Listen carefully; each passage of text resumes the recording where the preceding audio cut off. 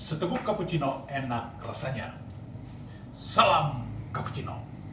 Hari ini kita berbicara tentang cuci tangan. Cuci tangan akhir-akhir ini menjadi tren khusus karena rupanya berhadapan dengan virus corona, tangan kita harus bersih supaya kita bisa memegang seluruh diri kita dalam keadaan bersih. Karena tangan adalah simbol menyentuh, simbol berkontak dengan orang lain. Karena dengan kontak kita merasakan, tapi dengan kontak juga bisa kita menyalurkan yang tidak baik dengan orang. Karena itu anjurannya cuci tangan. Cuci tanganlah sesering-sering mungkin. Dalam kamus dikatakan cuci tangan berarti membasuh tangan dengan air. Berarti apa? Dengan air kita mengeluarkan yang kotor yang nempel di tangan, seperti virus, seperti debu, macam-macam yang mengganggu, dikeluarkan dari diri, dialirkan keluar supaya tangan kita menjadi bersih. Dan dengan bersih kita berkontak orang dalam keadaan bersih. Kita juga berkontak dengan diri kita dalam keadaan bersih.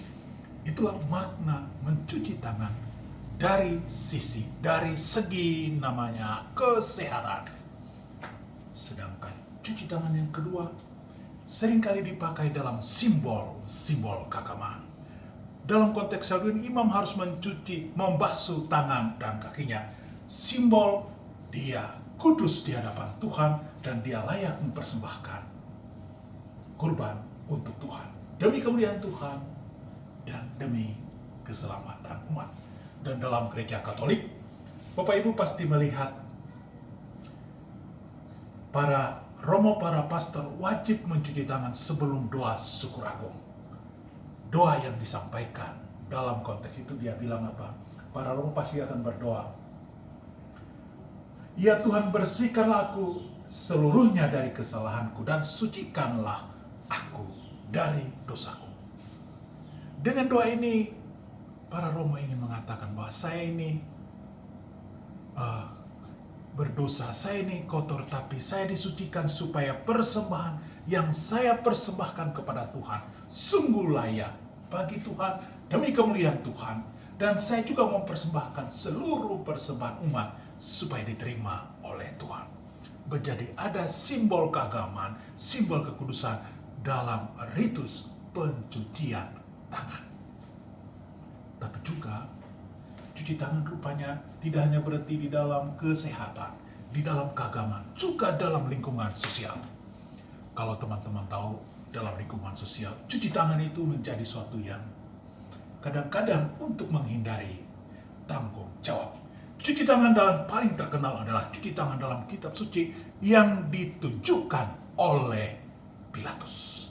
Ketika dia dihadapkan pada kasus Yesus, dia harus mengambil keputusan menyalibkan atau membebaskan Yesus. Karena dipaksa oleh situasi, dia memutuskan untuk menyalibkan Yesus. Tapi dia tidak mau bertanggung jawab atas keputusan yang diambil. Dan dia pakai namanya cuci tangan. Ini berarti Pilatus tidak mau bertanggung jawab atas keputusan yang telah diambil. Mencuci tangan berarti melepaskan tanggung jawab, membiarkan tanggung jawab itu diterima oleh orang lain. Cuci tangan secara kesehatan melepaskan penyakit, melepaskan yang kotor, membiarkan diri bersih. Kalau sosial, melepaskan yang jahat dari diri supaya seolah-olah bersih. Ini yang kadang-kadang kalau Pilatus ya tanggung jawabnya gede. Tapi dalam konteks keluarga sosial yang sangat kecil, seringkali orang tua juga namanya cuci tangan. Kalau ada anaknya baik, pasti dia kata, "Uset, ini anak papa. Ini anak papi." Karena siapa dulu ayahnya yang mengajarkan ini. Kalau ini anaknya bagus, pasti ibunya bilang, ini anak siapa? Pasti anak mama. Karena apa? Mamanya siapa dulu punya anak yang kayak gini. Tapi kalau anaknya tidak bagus, menimbulkan masalah, pasti anak siapa? Pasti anak mamanya. Mamanya kurang mengajarkan yang baik sih. Kalau anak papa pasti tidak akan kayak begini. Mencuci tangan. Cuci tangan dalam konteks sosial selalu berhubungan dengan persoalan-persoalan terkait nama baik. Ada orang seringkali cuci tangan karena dia tidak mau namanya jelek. Dia mau namanya harum, dia mau namanya bagus. Karena itu dalam hidup sehari-hari dia selalu cuci tangan. Kalau kegiatan itu terkenal, pasti dia akan nimbrung, wah itu kerja saya itu. Tapi kalau suatu nanti timbul masalah, dia akan mundur teratur. Silahkan kalian maju, kayaknya saya tidak tahu deh. Saya nggak mau ikut campur tangan dalam masalah itu.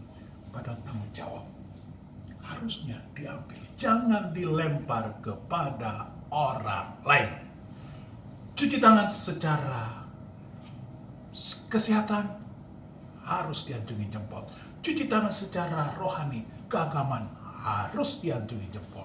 Tapi cuci tangan secara sosial harusnya tidak dilakukan. Apalagi terjadi dalam keluarga, terjadi dalam masyarakat, dan terjadi dalam keagamaan. Selamat mencuci tangan secara kesehatan, secara keagamaan, tapi jangan cuci tangan secara sosial. Anda harus mengambil tanggung jawab itu, karena hanya dengan tanggung jawab itu Anda menunjukkan dirimu the best. Seteguk cappuccino enak rasanya. Salam cappuccino.